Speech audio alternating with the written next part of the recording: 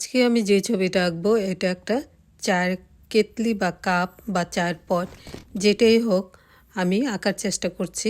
এটা আমার মনে হয় এটা অনেক পুরনো দিনের এরকম চা পট হতে পারে, ট্রি পট হতে পারে, এরকম পুরনো দিনের ট্রি পট হতে পারে। আমি সচরাচর এখন দেখি না এরকম ডিজাইনের ট্রি পট। এটা আগে রাজাবাসীদের যেরকম ট্রি পট ছিল ওরকম টাইপের আমি এটা ছবি দেখে আঁকার চেষ্টা করছি। প্রথমে আমি ড্রয়িংটা করে নিচ্ছি। আমি ট্রিপডটা অর্ধেক এঁকে নিয়েছি, বাকিটুক পরে আঁকবো। এখন আমি যেহেতু আমরা সবাই লেবু দিয়ে চা খেতে পছন্দ করি, ট্রিপড আঁকলাম, চিন্তা করলাম একটা লেবু সাইডে দিয়ে দিই। এই জন্য লেবুটা আমি এখন এঁকে নিচ্ছি। লেবুটা আঁকা শেষ। লেবুটা অর্ধেক কাটা লেবু, পুরো লেবুটা আমি আঁকিনি, কাটা অংশটুকু আঁকলাম।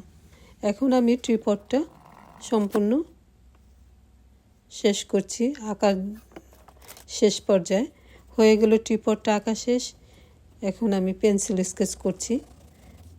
আমি পেন্সিল স্কেচ করার জন্য আমি 6B পেন্সিলটা নিয়েছি। 6B পেন্সিল দিয়ে স্কেচ করলে তাড়াতাড়ি করা যায়। যেখানে আলো ছায়াটা বেশি পড়ে ওইখানে সহজে ডিপ করা যায়, আর যে সাইডটা আলো পড়ে ওই সাইডটা হালকা করে দিলেই টোনটা হয়ে যায়। এভাবে আমি টেনে টেনে দিচ্ছি। ড্রয়িংটার উপর আবার একটু ড্রয়িং করে দিয়ে তারপর স্কেচ করে দিচ্ছি। এভাবে এখানে আর অন্ধকার পড়েছে, অন্ধকারটার জন্য ডিপ করে স্কেচ করা হচ্ছে, একটু ডার্ক করে দিচ্ছি। এভাবে ডার্ক করে দিতে হবে। যেখানে অন্ধকার পড়েছে ওইখানে একটু ডার্ক করে দিতে হবে। এই লেবুটা এখন লেবুটার মধ্যে স্কেচ করা হচ্ছে। লেবুর যে কাটা অংশটুকু নিয়েছি ওইখানে আমি স্কেচ করে দিচ্ছি। এইভাবে টেনে টেনে দিতে হচ্ছে, টেনে টেনে দিয়ে দিচ্ছি। এভাবে টেনে টেনে দিতে হবে।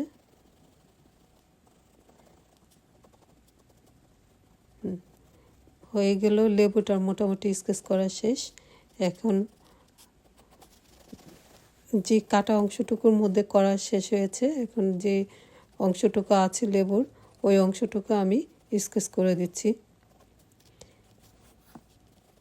সম্পূর্ণ লেবুটা স্কেচ করা শেষ হয়েছে। এখন ট্রিপডটার নিচের অংশটুকু স্কেচ করা হচ্ছে। হয়ে গেল, স্কেচ করা শেষ। এখন আমি নিচের দিকে যে ছায়াটা পড়েছে, যেখানে রাখা হয়েছে ওইখানে একটা ছায়া পড়েছে, ওই ছায়াটা আমি পেন্সিল দিয়ে টেনে দিলাম। আরেকটু ডার্ক করে দিচ্ছি। যেখানে ডার্ক পড়েছে, আলো ছায়া পড়েছে ওইখানে আরেকটু ডার্ক করে দিয়েছি। এইভাবে স্কেচ